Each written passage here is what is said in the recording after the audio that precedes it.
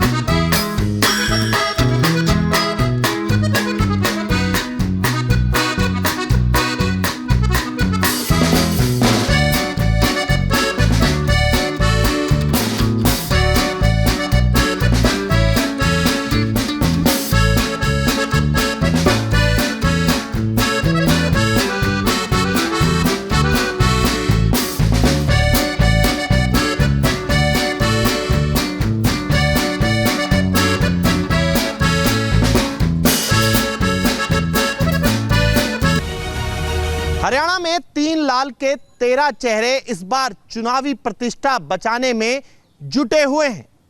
ताऊ देवीलाल का परिवार, जिनके वंशज इस बार चुनावी रण में आमने सामने हैं। कहीं चाचा भतीजे की लड़ाई है, तो कहीं दादा और पोते एक दूसरे को चुनौती दे रहे हैं। सिरसा की डबवाली विधानसभा सीट पर देवीलाल परिवार में चाचा बनाम जहां इंडियन नेशनल लोक दल से आदित्य देवीलाल चौटाला प्रत्याशी हैं, जबकि उनके सामने जननायक जनता पार्टी के दिग्विजय चौटाला हैं। इसी तरह रनिया विधानसभा सीट पर दादा बनाम पोते के बीच चुनावी जंग है। ताऊ देवीलाल के बेटे रणजीत चौटाला निर्दलीय ताल ठोक रहे हैं। उनके सामने इंडियन नेशनल लोक दल से अर्जुन चौटाला चुनावी मैदान में।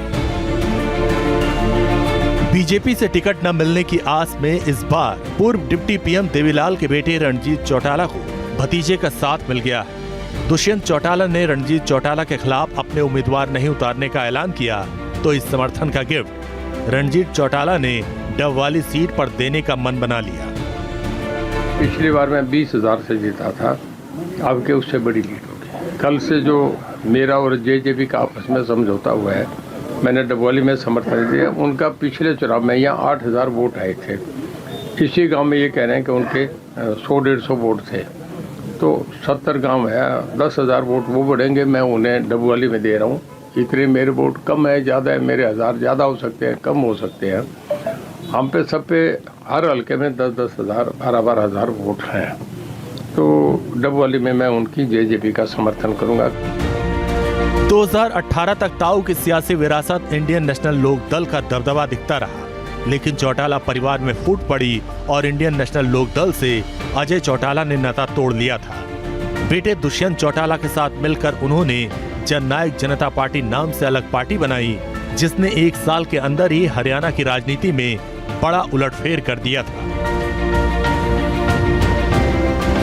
चौटाला परिवार में 2 खेमे बनने के बाद 2019 में पहला विधानसभा चुनाव हुआ था, जिसमें ओम प्रकाश चौटाला की पार्टी इंडियन नेशनल लोक दल 81 सीटों पर लड़ी थी, मगर सिर्फ 1 सीट मिली थी। जबकि अजय चौटाला के लाल दुष्यंत चौटाला 10 सीटें जीतकर किंग मेकर की भूमिका में उभरे। दुष्यंत खट्टर सरकार में डिप्टी सीएम रहे, यानी इंडियन नेशनल लोक दल को बाहर से कम और घर के घमासान में ज्यादा नुकसान हुआ था। यही वजह है कि इस बार का चुनाव चौटाला परिवार में न सिर्फ सत्ता की रेस से जुड़ा है, बल्कि प्रतिष्ठा बचाने की भी सियासी जंग है। बाल है, जोड़ी में गिने जाएंगे तो 8 तारीख को रिजल्ट आएगा और हरियाणा का जनमत जो है वो जननायक जनता पार्टी का मजबूती से साथ भी देगा और जिताएगा। चौधरी देवीलाल के सम्मान दिवस के ऊपर लाखों की संख्या में लोग आए थे। लोगों की कोई गिनती नहीं कर सकता था। जो जगह हमने उनके बैठने के लिए निर्धारित करी थी वो जगह बहुत छोटी पड़ गई थी। ताऊ देवीलाल की विरासत पर वर्चस्व की जंग छिड़ी है तो हरियाणा की राजनीति में रुतबा रखने वाली एक और फैमिली के अंदर भी चुनावी जंग है। पूर्व सीएम बंसीलाल की पोती और उनका पोता एक दूसरे के खिलाफ चुनावी मैदान में उतरे हैं। बंसीलाल के बेटे सुरेंद्र सिंह की पत्नी किरण चौधरी बीजेपी से राज्यसभा सांसद है, जबकि उनके दूसरे बेटे रणवीर महेंद्र के परिवार कांग्रेस के हाथ के साथ है। यही वजह है कि बंसीलाल के परिवार में बीजेपी बनाम कांग्रेस की अदावत देखने को मिल रही है। किरण चौधरी की बेटी श्रुति चौधरी को बीजेपी ने तोशाम सीट से प्रत्याशी बनाया।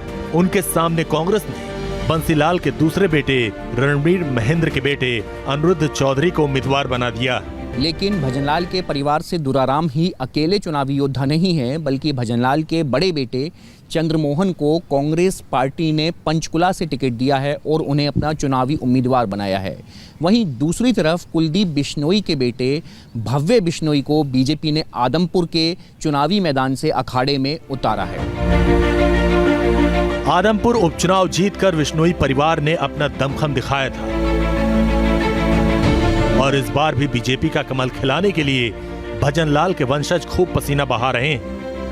तो आदमपुर में परमात्मा की कृपा से और जनता के आशीर्वाद से एक तरफा चुनाव है और प्रदेश के अंदर भी मैं दावे और चैलेंज से कह सकता हूं कि भारतीय जनता पार्टी दूसरी बार सरकार बनाएगी। भारतीय जनता पार्टी अपने दम पे सरकार बनाने में सक्षम है, हमें कोई पैसा नहीं। साथी की जरूरत उसको पड़ती है, इस आदमी को चलने की ताकत ना हो।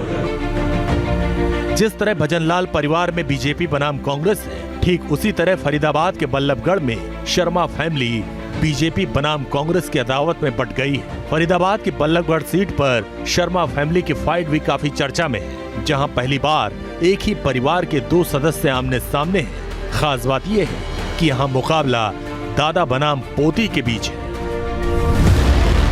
बल्लभगढ़ सीट पर बीजेपी ने अपने दिग्गज नेता मूलचंद शर्मा को प्रत्याशी बनाया तो उनके सामने कांग्रेस ने पराग शर्मा को प्रत्याशी बनाया, जो रिश्ते में मूलचंद की पोती लगती हैं। पराग शर्मा को बल्लभगढ़ सीट से टिकट मिलना काफी सरप्राइजिंग रहा।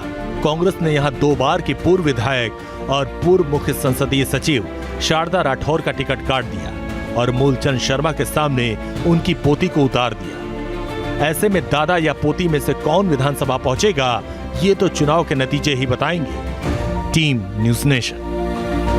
न्यूज़ नेशन अब व्हाट्सएप पर खबरों के ताजा अपडेट के लिए न्यूज़ नेशन के इस QR कोड को स्कैन करें।